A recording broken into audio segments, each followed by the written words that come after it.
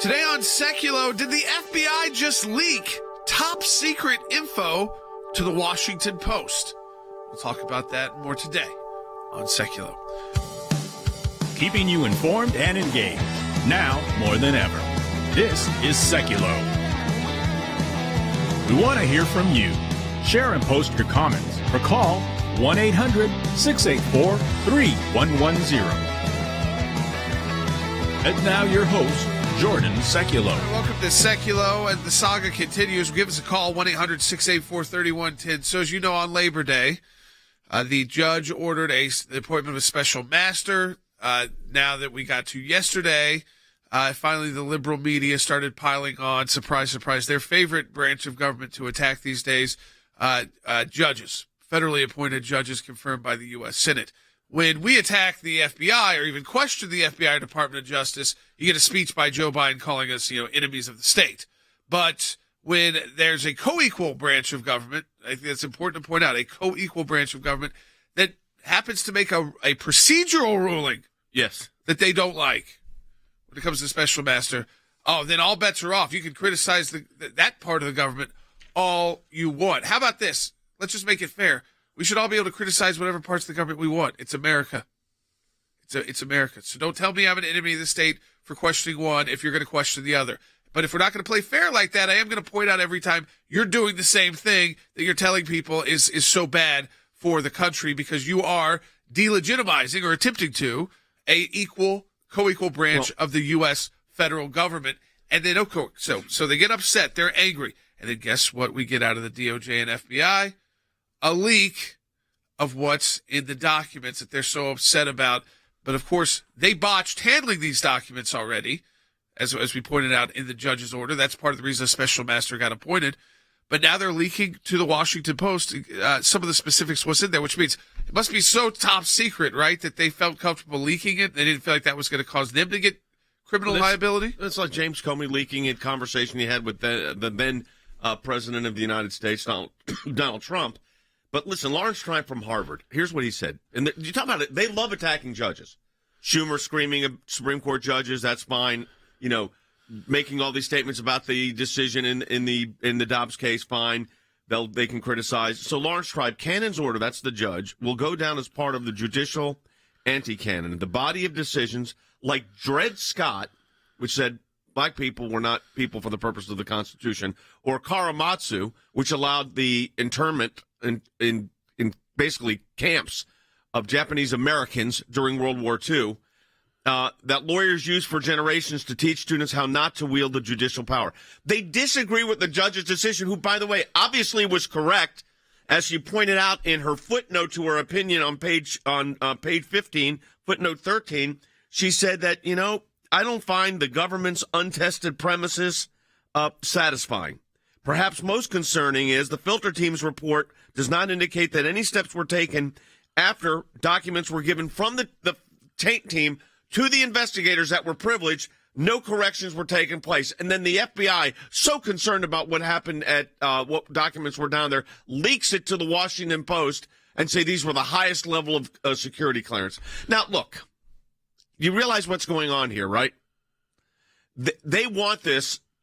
The truth of the matter is they want the kerfuffle right now because it distracts you from all the other mess that we're having to deal with globally and domestically. Yeah, we're even talking to Rick Renell about some of that could be hitting us as temperatures begin to fall, which I know most of us are in a place right now where it doesn't seem like that's happening anytime soon. I know on the West Coast temperatures are high, but we will get to a point where you're going to need to turn the heat on in a lot of parts of the country. And what's happening to Europeans as they're starting to issue the problem, the electrical bills, and why. So we get to that second half hour of the broadcast, because those are the issues they really don't want you focused on. They don't want you freaking out before a midterm election that your electrical bill could go up 1,000%. That's what's happening in places in Europe right now. 1,000%, not 100%, 1,000%. Imagine your small business that you may own having to pay 1,000% more for energy to keep the lights on, to keep the factory going, to keep the business operating.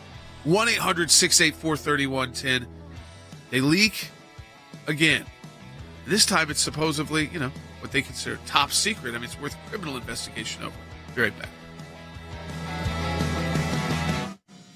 A judge has granted a request by former President Donald Trump regarding an independent review of the documents that the FBI took from his Florida home last month. The legal community is in an uproar over, and by this I mean the quote unquote resistance liberal, the Preet Bhararas and all those people that were like, this is outrageous, this is obstructing the investigation. I mean, look, all the person is tasked with doing is going through privileged information. Trump judges do not believe in the rule of law. They do not believe in precedent. They do not believe in facts. They do not believe in logic. This judge has created this exception.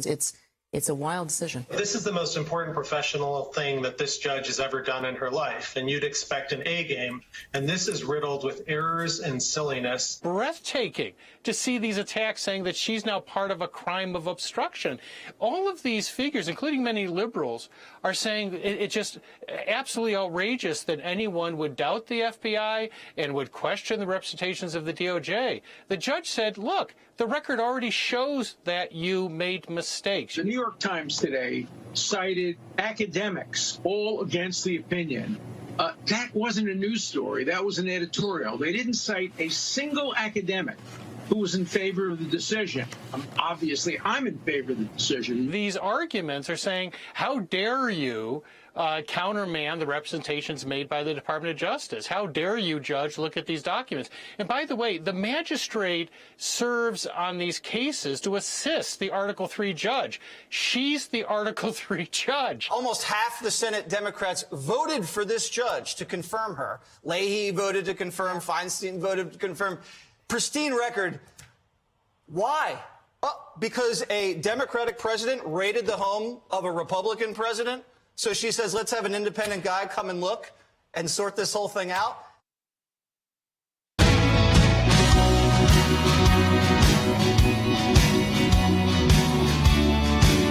All right, welcome back to Sekulow. We're going to take your phone calls to this, too, at 1-800-684-3110, because, you read the Washington Post headline. They're not calling what it is to them what we know it is. It's a leak. I mean, when you read it, Washington Post, they get into this detail. Some of the seized documents detail top secret U.S. operations so closely guarded that many senior national security officials are kept in the dark about them, but not the Washington Post reporter or the FBI agents who leaked it to them, who definitely don't have that level of clearance. Think about that for a moment. I mean, just think about that for a moment.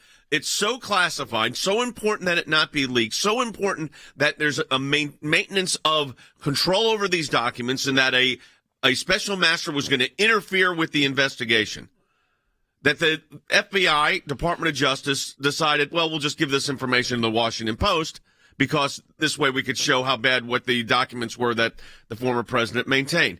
It's exactly, I go back to this footnote in the judge's opinion. They're attacking this judge. By the way, you know what the judge did? He said, I'm going to put in a third-party special master. She didn't decide the ruling on the case. She didn't hold the search warrant unconstitutional. In fact, she said the opposite. She said, I don't think there's been widespread constitutional violations at this point. But I do think, but I do believe that there are enough issues here that a special master is warranted. But she said that she was concerned that after at least two times, when the department in their team, the review team that says, oh, this may be privileged, this may be protected, gave it to the investigators, which they weren't supposed to, happened at least twice. This is, every time they do this is what's so amazing to me. She said, perhaps most concerning is that filter team's report does not indicate that any steps were taken after these instances of exposure to wall off the two team members of the investigative team. Now, I want to ask this question. Where is the Inspector General of the Department of Justice determining who leaked information that was at the highest levels of classifications? Even if they didn't say, here's the document like James Comey did. Well, that's right, James Comey didn't do that. What he did was he gave it to a friend of his who leaked it to the newspaper. So this is the game they play the same playbook every time, and they lose every time. So it's like here we go again. Same issue, same time, and they bring this breaking news last night at 9:00. And what happens after they make this breaking news? Here's what happens. People like us start saying, well, wait a minute. If this was so top secret, if this was so secure, first of all, if it was so secured and only a few people in the government could have it, how did it end up where an agent or a DOJ employee could say, hey, by the way, Washington Post, here's what we got? Think about that for a minute. It was so important that they were able to get it to that people saw it that did not have that level of clearance. Maybe they did, and they decided to leak it anyway. That'd be worthy of an investigation, I would think. Yeah, absolutely. I'm going to go to the phones. Jerry in Pennsylvania on line 1. Hey, Jerry. Well, then go down and eat. Jerry, you there?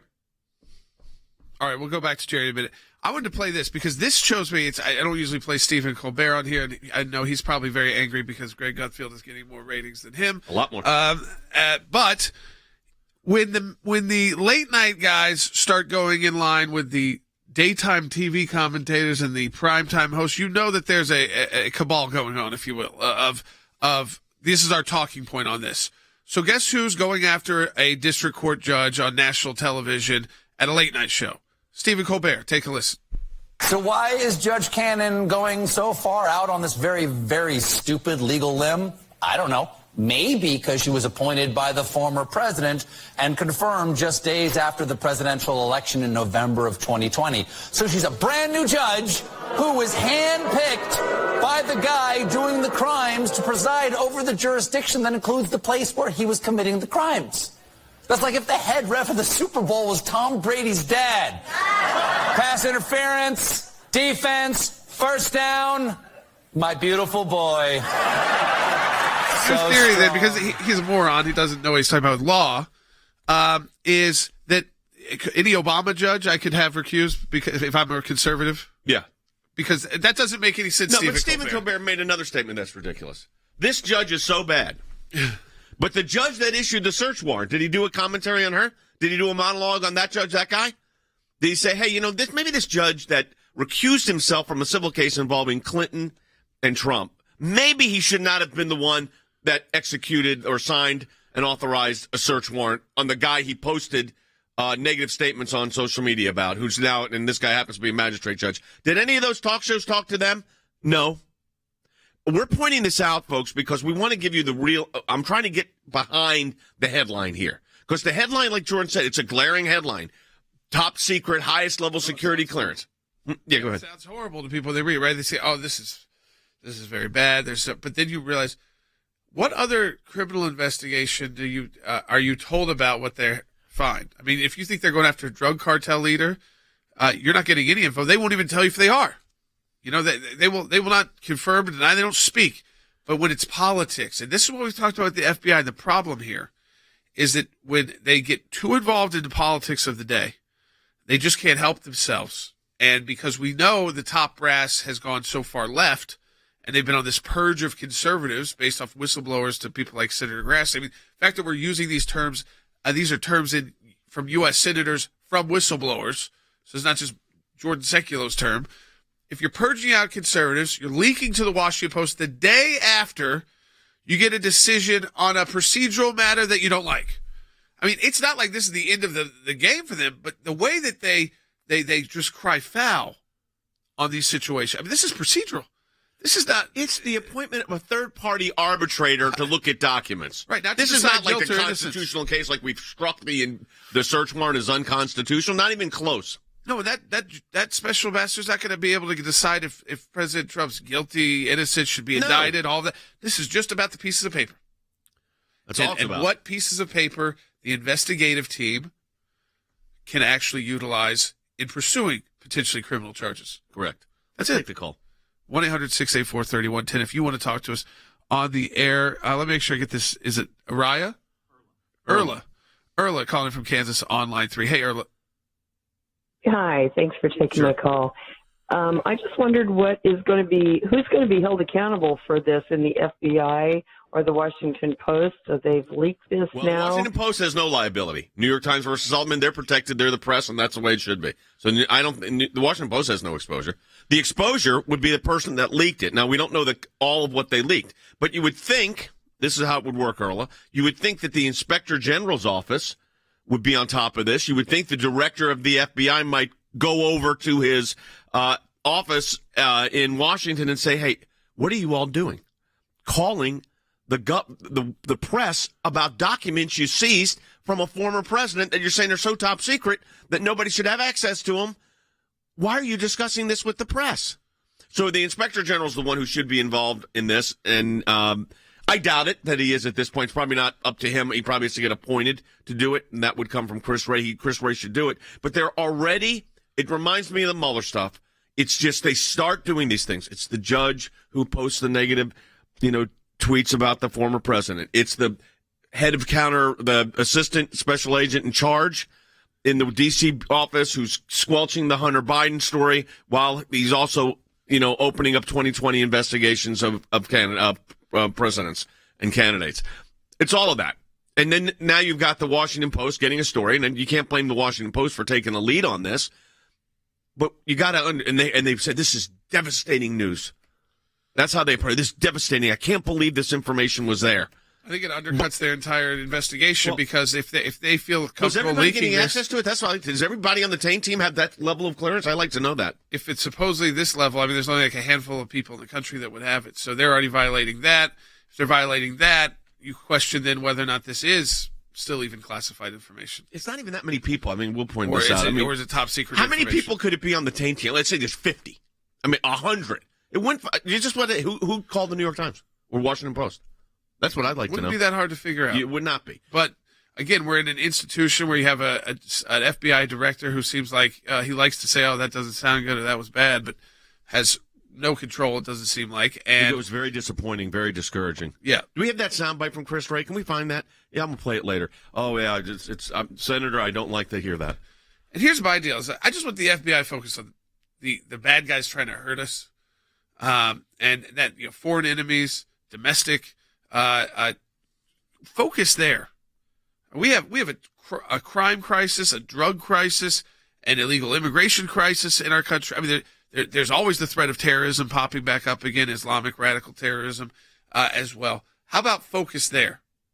But instead, they're so sidetracked, which means you've got the top people of the FBI, whose that should be their job, are focusing on pieces of paper and leaking them to the Washington Post. And every time they leak that to the Washington Post, it undermines their argument that they're so top secret.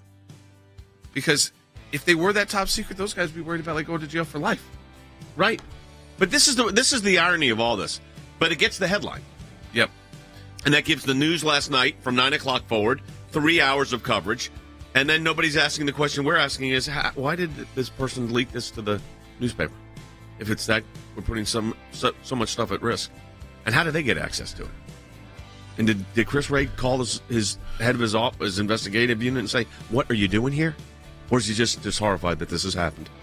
All right, we'll take your calls, 1-800-684-3110 when we come back. We've got some life issues we want to talk to coming back as well. If you're listening or watching on any of our social media applications or platforms, share it with your friends right now. We encourage you to do that. In a landmark ruling, the Supreme Court today legalized abortions. That unborn child has human rights, human dignity, human worth, a life that deserves protection. We win when we talk about the basic value of we just want to stand up for the rights of children, not only to be born, but to be able to live a healthy, productive life. The justices heard arguments yesterday over a Mississippi law that bans abortion after 15 weeks of pregnancy. This is the most significant challenge to Roe v. Wade in decades. It's wrongly decided they should go fix it, just as in the great historic cases have been fixed before. Is there anything in the Constitution that guarantees abortion? No, there's not. Is there anything in our law that talks about viability? No, there's not. They don't view life until that child's outside of the womb, yet they control the exit point of the womb. The fetus has an interest in having a life, and that doesn't change, does it? From the point before viability to the point after viability. And if one respects our Constitution, then Roe can't stand. There are liberal scholars that have said Roe's underpinnings were constitutionally suspect. No, it's a horribly decided case. Abortion policymaking should rest with the elected legislators and elected governors to make those decisions on behalf of the people. Breaking news, we have just received word of a decision in one of the most consequential cases before the Supreme Court in decades. The court essentially says today that Roe and Casey are gone. This will be a patchwork of differing laws. This kicks off an incredible legal fight, Jan. I know you've been following this in this state. There's about 10 or 11 states we're going to have to really fight for life. We are prepared for the next phases of these battles. We've got a great team in place. We continue to press the fight, and we continue to do it the right way to actually win hearts and minds, not in a way that pushes people away, but people that can be drawn to the simple reality, shouldn't we stand up for life? Shouldn't we do that most basic thing as a culture? And I think we'll win it. All right, welcome back to Sekulow. We've launched a new initiative. I talked about it a little bit yesterday, but it's at acljaction.org. That's our C4 organization, ACLJ Action. By the way, you can actually join as a member of ACLJ Action. It's $25 a year, the donation, at acljaction.org. The second part of this, though, is we want you to take action. So to protect pro-life speech, the Biden administration, Department of Education just issued, and they want this to go, of course, unnoticed, but we notice, of course, at the ACLJ. And so we've got ACLJ Action, not just noticing it, but something you can do about it. So they issued this notice of a proposed rulemaking, which doesn't sound, again, like that big of a change is going to be happening, but it's to Title IX of the Education Amendments Act. So this affects Title IX. What the regulation would do, the proposed regulation, would add abortion to its description of discrimination. So it would put killing the unborn child legally and morally on par with discrimination against a pregnant woman, which I think you understand that, why we have the laws in place so you don't discriminate against people who are pregnant. How would you even discriminate against someone who's having a procedure they don't have to tell you about? Well, this is where we come in and concerned. Pro-life speech. We know this would be interpreted, if this rule moves forward, to then condemn pro-life speech on college campuses. This is where this really affects the Department of Education, public schools. So if you said something pro-life in front of somebody who you may or may not even know had an abortion or is planning on having an abortion, now you've committed harassment under Title IX, and there could be action taken against you by, surprise, surprise, the federal government. So what we're asking you to do is, we have a comment. So almost we're at 874 people who have written in comments to provide on this rule, and we have it set up at acljaction.org. It's very easy to do. What we want you to do is you can use the language we've provided, but we also want you to encourage 3 or 4 sentences of your own personal thoughts or concerns. So everything is up at acljaction.org, right on the homepage there. Love to have over 1,000 comments in by the end of the show today. It doesn't take a lot of your time, but it is an opportunity to show how you can take those steps, and it doesn't cost you anything, but take those steps to protect life and protect really what I think is the next battle, which is it's the pro-life speech, because we need to be able to go. Lord knows we've learned in post-Dobbs, we've got to be able to go and educate people. Kansas was an example of not enough time to educate voters on a ballot initiative. We were just involved through ACLJ Action in a ballot initiative proposal in South Dakota where the language was very confusing, and it's not even on the ballot yet. They're just now trying to get the signatures, but from a pro-abortion group, and the language just wasn't clear that this would codify abortion as a constitutional right in South Dakota. We just want to make sure the voters know what they're voting on, because the other side doesn't want you to know. So that's how we're getting out ahead on those issues through ACLJ Action. But I encourage you to go to acljaction.org. Make sure to get a comment in on this. So the thing that I think we have to focus on here is what I perceive, and I'm going to ask Cece really to elaborate on this, is by changing the Title IX language or the proposed changes, they really, but when you say, abortion is now sacrosanct as far as, addressing it in acts of discrimination, which sounds very benign, but it's going to really go right to the heart of free speech, especially on the college campuses. So this is just another attempt of the federal government stepping in once again when the Supreme Court has said this is an issue for the states to handle. We see the Biden administration time after time saying no, abortion is something we are going to fight and battle for. And so they step in places where they can. This is another. Title IX was enacted to bar sex discrimination in any educational institution that receives federal funds. So this is an attempt by the federal government to come in and say, okay, well, in the definition of what's going to be protected from discrimination, we're going to say abortion.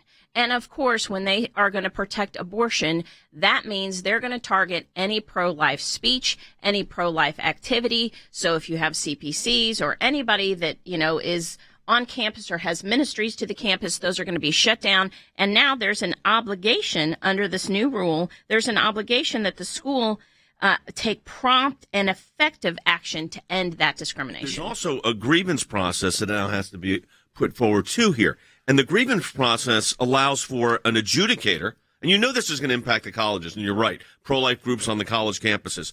So if someone takes a pro-life position on a college campus and the pro-abortion group, the Planned Parenthood student group says, we're going to take them up on this. They're discriminating against people. They're, targeting, if you will, or discriminating against people that have had abortions or might have an abortion. We're going to take them up on this.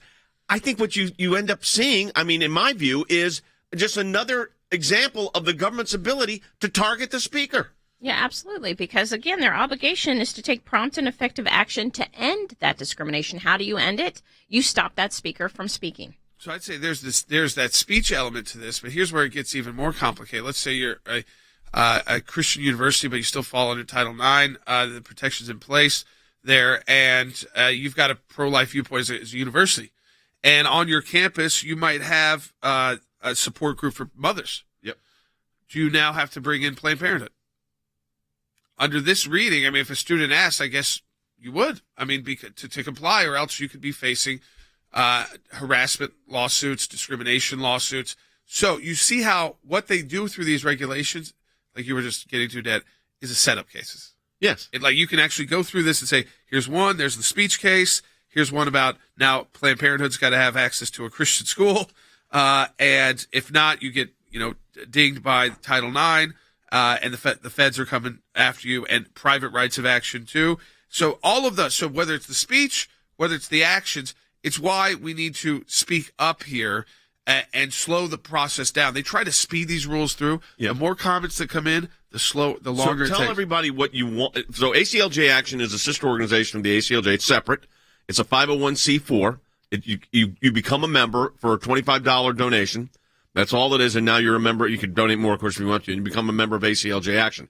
But what are we asking people specifically to do here? Go to acljaction.org right now. It'll say right on the front of the homepage, Action Update, Biden targets pro-life speech with radical pro-abortion regulation. You click on that, and right there you will see what we just talked about. We walked through what this is, the rulemaking, and it says click here to take action.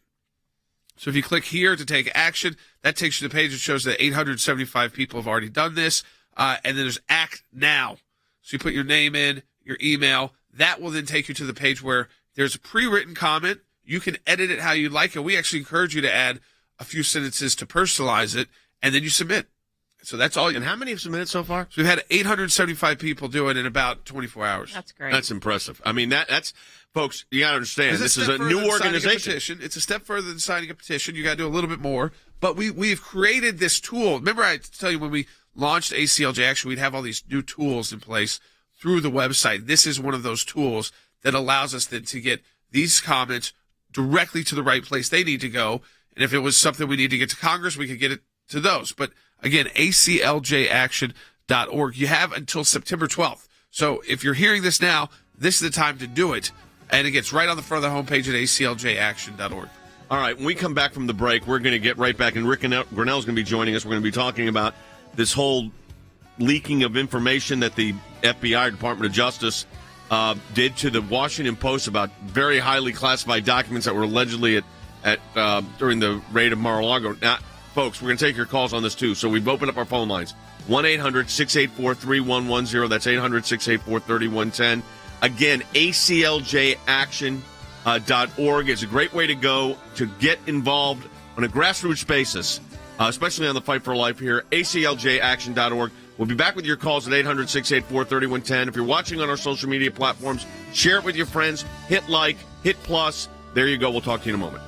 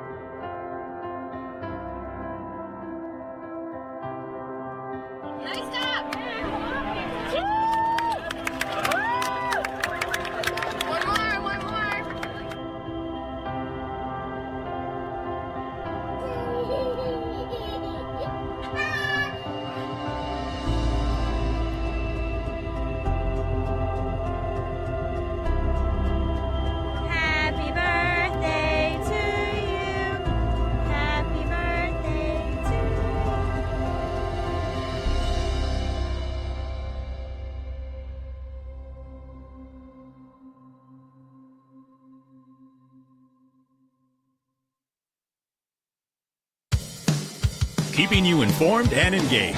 Now more than ever. This is Sekulow. And now your host, Jordan Sekulow. Hey, welcome back to Sekulow. We are taking your phone calls, 201-800-684-3110. Getting back into the issue where you've got the now FBI, Department of Justice, what appears to be leaking right to the Washington Post, because who else would have this information? And, of course, the storyline that you get is, oh, they had these nuke documents at Mar-a-Lago, which, by the way, again, if these were the kind of documents is described that they were looking for, they would not have waited on all these search warrants and all these different issues back in June when they had the ability to go right in. But put all that aside. If they're so top secret, they're leaking it directly to the Washington Post. Directly. With a lot of specificity. So we have seen this time and time again with Trump derangement syndrome at the levels, highest levels of the FBI. They can't help themselves. But you would think if these were documents that the way they describe them are so top secret, only a handful of people in the country could see them. Okay. So, but they're willing to leak that, which a document like that means, like, for an FBI agent caught doing that and leaking that, they could face like life in prison. I mean, even if they serious charges. Even if they didn't say to the Washington Post, "Here's the document," but just read to them what I it think that's involves. enough to be serious charges. I do too. But let's go back. Senator John Kennedy asked Chris Wray, the executive director, the director of the FBI, about the whole situation with Agent Thibault, and it's just listen to the question and the answer, and this explains the entire problem. Isn't it true that Mr. Thibault, Agent Thibault, and FBI Supervisory Intelligence Analyst Brian Otan covered up derogatory information about Mr. Hunter Biden while working for the FBI? Well, again, I want to be very careful not to interfere with ongoing personnel matters. I should say that when I read the letter that describes the kinds of things that you're talking about, I found it deeply troubling. Deeply troubling? I mean, deeply troubling that agents are squelching evidence, putting one thing forward, squelching another on a political candidate? Would you find it deeply troubling that some of your agents leaked to the Washington Post information about highly classified information that supposedly was taken during the raid on the execution of the search warrant? Is that deeply troubling? It's beyond deeply troubling. Is it deeply troubling that Peter Strzok and Lisa Page were texting all the anti-Trump stuff? Is it deeply troubling that under Robert Mueller's watch, they cleaned all their phones out before they handed them in? While they knew there was an investigation ongoing, that's what they did that. Is that deeply troubling too? Because all of this is deeply troubling. You want to take a phone call or you want to wait? Yeah, we can take the call. Tamara in Texas online too. Hey, Tamara. Hi, how are you today? Great. Good. I love your show. Thanks for having me. Sure. So I have a question, and I've seen a little bit about this in the news. Of course, not much because the liberal media is not going to ask the questions or cover it. But why aren't the classified emails that were found on Clinton's server investigated the way they claim Trump? Well, I mean, they were investigated. I mean, they had, James Comey made multiple statements, so there was obviously an investigation going on. They didn't raid her home, which they did in this particular case. Now, Secretary Clinton Will said that there was not classified information. What did we find out about that? She tweeted yesterday that there was not classified information on her server, but Fox cites a 2018 DOJ report that says there were 81 emails containing classified, or confidential or top secret levels. Well, that's top secret. It's obviously classified. So, but look, so we're shocked there's a double standard? No, we're not shocked. But the FBI mishandled that too. Remember what they did to her 3 days before an election? We've got these documents. We're reopening the investigation. I mean, this is where the FBI is like you said, Jordan, is really not only out of touch, out of control. Out of control. I mean, they didn't even understand because I guess they just expect the liberal media to just report it, that when you think twice about what just got reported last night, you realize it just undermines their entire case. It's so top secret, they shouldn't be leaking it to the Washington Post. Into the discussion. But we know that the FBI is one of the top leaking agencies, unfortunately, in our U.S. government. We'll be right back with Rick Renell.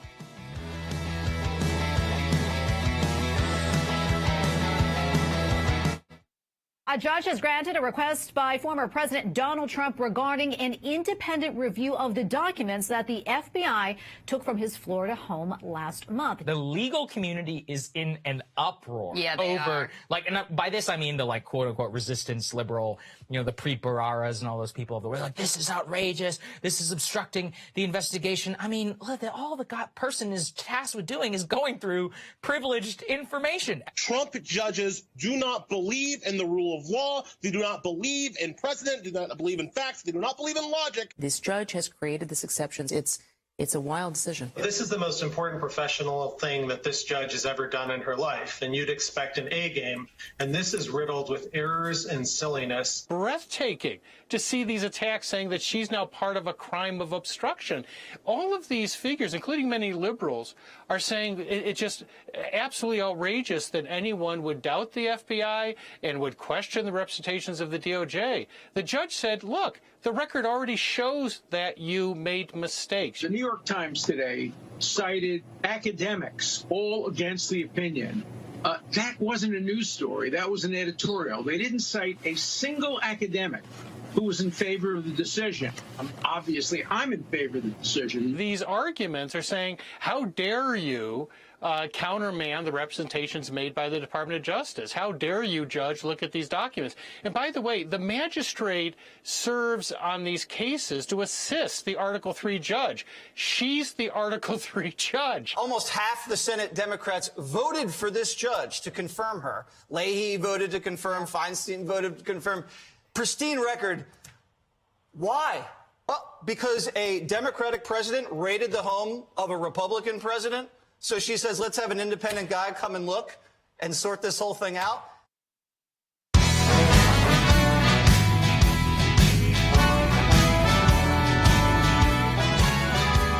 All right, welcome back to Sekulow. Our Senior Advisor for Foreign Policy and National Security, the former Acting Director of National Intelligence, Rick Grenell, is joining us now. And I can't think of a better time, Rick, to have you on because we saw this news story break last night after the special masters appointed. The left goes nuts. So the next step in Washington, the FBI then leaks, and what appears to be the leak out of the FBI right to the Washington Post about what documents they've got, which, of course, to me, Rick, undercuts the whole classification top secret part, because if they were that concerned about it, I don't think they'd be talking to the Washington Post, because the jeopardy that would put them in with handling these documents, talking about the agents themselves.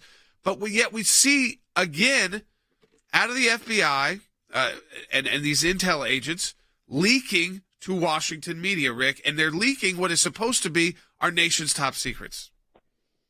Yeah, first, a couple of points. One, they're leaking a document which they're criticizing President Trump for because it was too sensitive. So it's too sensitive for President Trump to have, but they're going to leak it to the Washington Post. It doesn't make sense.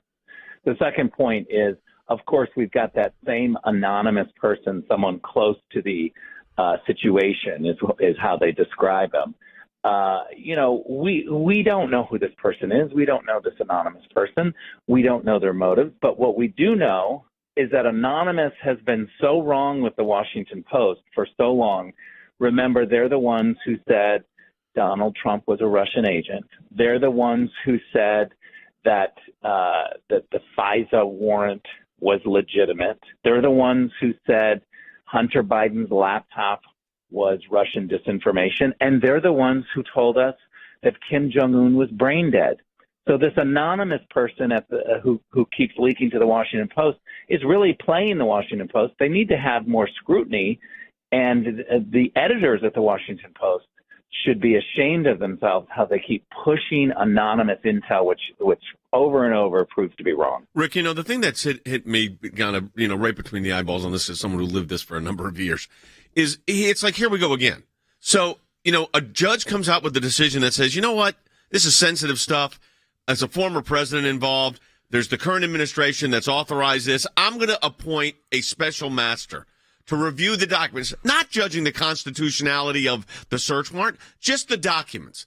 And then left goes on this attack of the judge, who, by the way, prophetically puts in footnote 13 that she was concerned because there are at least two incidents, government admitted, where documents that were deemed privileged from the taint team ended up over at the investigators. And then she put in, and there's been no evidence of any corrective measures to fix it. And then, so they attack the judge, and they love attacking judges. They attack Justice Kavanaugh. They attack the Supreme Court justices because of the Dobbs case. Now they're attacking this judge because of a procedural decision appointing a special master. So then what the government does is, let's leak it to the Washington Post to show how serious this is at 9 o'clock at night, prime time, so there's something else to talk about on the news. That's what it seems like to me. Yeah, it's just more proof that the FBI leadership really needs a gut renovation. What they're trying to do is hold the information, not have any outside sources being transparent about it. We have a system in the United States where transparency and double checking and scrutiny is supposed to be a good thing. The FBI has proven, the leadership has proven to be so problematic when it comes to accurate information and putting forward nonpartisan prosecutions and investigations, that the courts are now saying, let's have an outside entity like the special master. Let's have an outside entity try to bring some sanity and double checking to DOJ and the FBI because they won't do it themselves. Chris Wray finds out about that he's got this agent, the assistant agent in charge of the D.C. Field office, who was, squelching the Hunter Biden evidence, and then, part of the authorization of the 2020 investigation of the former president. And that agent's gone. And Christopher Wray's words are, I found his comments deeply troubling. We have a judge that had anti-Trump statements on his social media a couple of years back, now becomes a magistrate judge, recuses himself from a civil case involving Clinton and Trump, and then signs a search warrant, signs a search warrant for the former president's home. Doesn't recuse himself from that. That's not a constitutional problem. But from a civil case, he has to recuse himself. So I look at all of this, and then you got the leaking now, and the judge says special master, and the swamp reacts, and Washington reacts. And I'm thinking to myself, we have been in this fight for decades. And boy, and you and me and Jordan know what it was like the last, 6 years, let's say, of what was going on. But you were the acting director of national intelligence. You were the director of DNI. You were the DNI. What is going on with these agencies, Rick? Is this just these people embedded in there, or is it a leadership problem, or all of the above? It is a leadership problem at DOJ and the FBI. What we have is a comfort level with being partisan. Washington, D.C., remember, has voted for the Democrats more than 90% in an election. So the bureaucracy is extremely left. And so the leadership becomes very comfortable with having partisans within their system that are attacking Republicans, especially Republican presidents.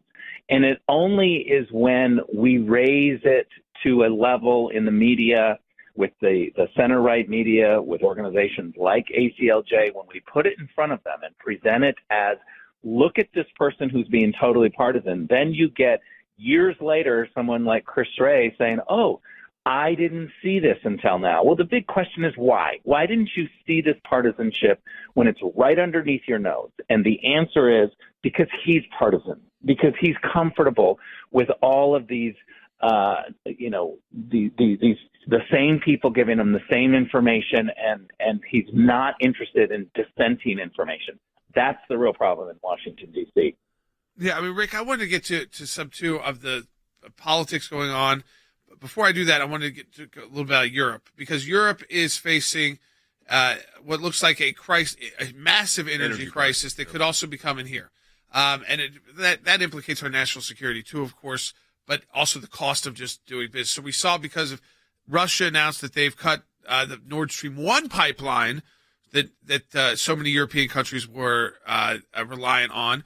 I mean, we've seen prices reported increases 1,000% a month in bills. This seems like it's going to be very serious, and one issue that the administration probably doesn't want a lot of Americans focused on right now as they lead into midterm elections, but it's right around those midterm elections that people start turning on the heat. Look, I think that this energy problem in Europe and the energy problem in places like California, there's a simple solution.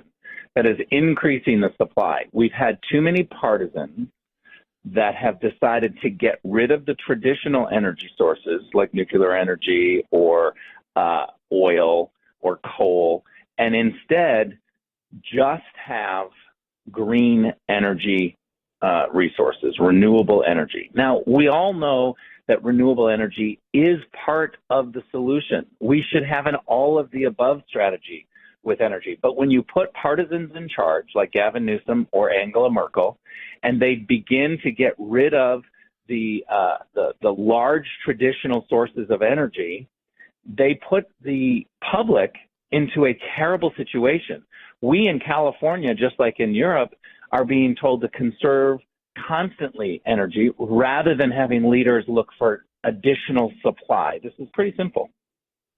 So, Rick, I'm following that up. I mean, the situation, how do you view right now? You've got this situation with Ukraine is supposedly making some counteroffensive. How does this play? We're going to be going into the, I mean, it's still hot in most places of the country, unbelievably so, but we're about to go into, we're just weeks away, months away from winter, and we're going to be back in at the time when the war can get more aggressive over in Russia and Ukraine. How do you see that playing out right now? And what are the geopolitical implications of this kind of stalemate right now? Yeah, I think it's becoming not just a Cold War, but a lukewarm war because it's a lot more active. Putin now sees that he gets to weaponize energy. He's now talking openly about Nord Stream 1 and what he can do to dial that back to try to get Europe to change its policies. Again, Europe put itself into this situation by getting rid of the traditional forms of energy. Yep. Now they're over-leveraged.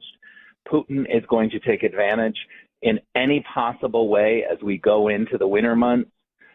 They've put themselves into this situation, and they've got to climb their way back out by having more supply. Yep. All right, Rick, as always, we appreciate it, and appreciate you joining us with all this information. And, folks, again, you go to aclj.org. Folks like Rick and Mike Pompeo, they're submitting articles, too. They're unique just to aclj.org, so I encourage you to check that out as well. But, this saga is not ending. And I think but it is playing out a very similar storyline that we have seen. We're going to continue to take your phone calls. Final segment of the broadcast coming up. If you want to join us, 1-800-684-3110. That's 1-800-684-3110. Let me encourage you, as we told you, to take action at acljaction.org, right on the homepage, protecting pro-life speech against the Biden administration, trying to make pro-life speech equivalent to harassment under Title IX. Take action, acljaction.org.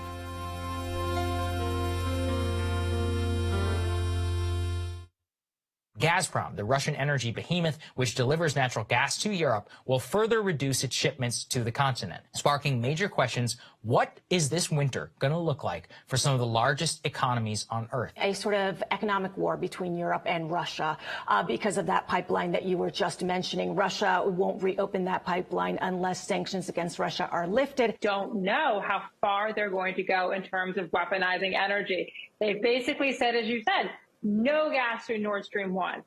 Are they going to cut off Turk Stream? Are they going to basically suspend all gas through Ukraine? Are they going to take Europe to zero? The cutting of the gas on Nord Stream 1 is just a massive move. Natural gas is the largest source of electricity in Europe by a fair margin.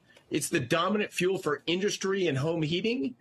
And via fertilizer, it's the most important ingredient for agriculture. So this is a significant threat to society in Europe. This may not be a crisis just for this winter. This could be a multi-winter crisis. This is a really dangerous situation that we've allowed Europe to get into. American LNG was being laid into Poland. Poland was being able to send that out across the European Union. We had things in a great, I think, condition. American LNG was going to be able to replace a lot of those older burning inefficient power plants in Europe.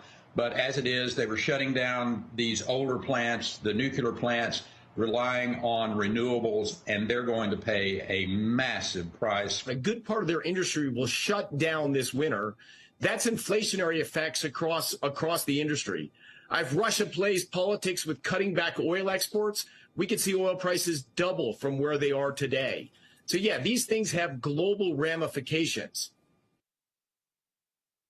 All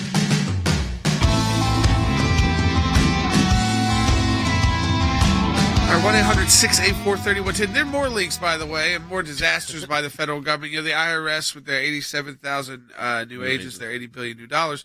They've also mistakenly exposed just 120,000 individuals' taxpayer information that may have been affected. A lot of this, of course, comes from their favorite target, which is the nonprofit world and C3 organizations, other organizations that file 990s with the IRS. You've got documents exposed. But again, 120,000 individuals. They just say, oh, well, it does have your Social Security number, but it does have your detailed account holder information. Personal income tax returns are included in this. Now, again, where this, I think, goes is to when you have an IRS, big bureaucracy, operating from home, and, again, they can't even use the technology they've got, which we know is But don't worry. To keep your information secure. And this is, again, this goes back to that problem of just in Washington dealing with these bureaucracies. They do not function. You made the statement about dealing with the agents at home. I mean, here's what you had. You were literally faxing documents to their home, taxpayer documents. This is absurd. So the Wall Street Journal had a great piece, and it's entitled "Another Week, Another Leak at the IRS." Let me read this for you. It says, speedy isn't the first word we associate with the Internal Revenue Service, but the agency hardly wasted a minute in showing why it shouldn't be trusted with tens of billions of dollars in new funding. Once again, it has managed to fail its most basic mandate. Keep taxpayer information private, which is their primary mandate of taxpayer privacy. That's part of their mission. The IRS held a press conference, this happened on Friday, that it had, quote, inadvertently, I love this, inadvertently published confidential information which details about 120,000 taxpayers. Disclosures included names, contact information, and financial information. And the Wall Street Journal goes on to say the Democrats recently handed the IRS $80 billion in new funding in full knowledge of these shortcomings. Not to fix them, mind you, because remember, how much they had for that? Very little. Here's the problem. You now have 87,000 Internal Revenue Service agents going to be hired for a system that does not work. And are we at a point where we think that's okay? Because I think the answer to that should be, Jordan, no, it's not okay. And that's where Congress comes in and says, you know what? And that's where, if the Republicans get the House and the Senate, or even just the House, maybe you could defund some of this stuff. Yeah, that's right. I mean, the idea here is if they can't get just the basics right, why are we saying, okay, it's smart to give them $80 billion when they're not spending that $80 billion on this, which is so that this doesn't happen again, so you don't have exposure of 100,000 people's tax information.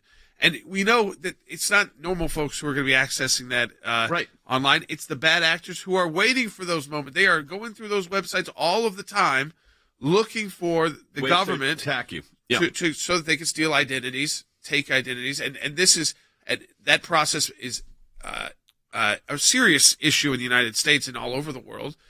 So you get this kind of information, you get taxpayer numbers, taxpayer IDs, personal tax returns. It's exactly what they are looking for to take the bad actors. Let's go to the phones, though, too. We got the information on the leak as well. Ronald in South Carolina, on line one. Hey, Ronald. Yay, thanks for taking my call. Sure. And this is a very important question that I want you to probably debate on, and that is this. When we got the affidavit for the search warrant that was so that we would look after stuff, much of it was redacted. Yes. Could it be that some of the stuff that was redacted may be some of the information this FBI had leaked to the Washington Post? And if it is, what are the repercussions? So Ronald, first of all, it's a great question. And it's quite possible that in those page and page and page of redacted information, that could have been specifics as to the information that was obtained from the search of the property in Florida, and it very well could have included that. Let's say it did, okay? Let's just take it for granted. Let's say they did list that as one of the documents they're concerned with. That does not in any way justify